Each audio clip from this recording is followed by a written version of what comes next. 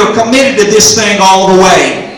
I'm glad today for people that is committed to the cause of Christ and to living for God throughout the entire journey that God has placed them in here in this world. We know that there's a point that people get to in their lives, and often we've seen this time and time again in the church world where people would come to the church and they would get excited about living for God, but on the other hand, they would drift back out into the world. And the devil, he would paint a picture in their mind that, hey, you've come too far, you've drifted too far away from God, and that God doesn't love you anymore, and that you've sinned and too many things are stacked against you for you to ever get back to where you need to be with God. And he paints this picture in their mind that they have got to the point of no return. See, there's two sides to this story.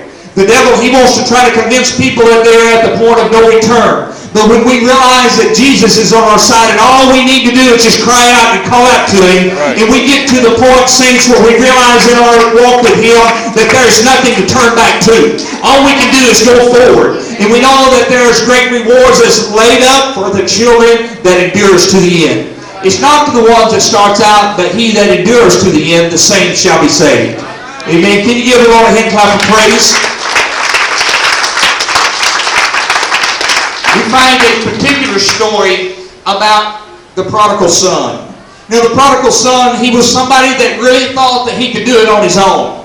He thought that he could do this and he would have his life under control. He got to the point where he thought he knew more than his father.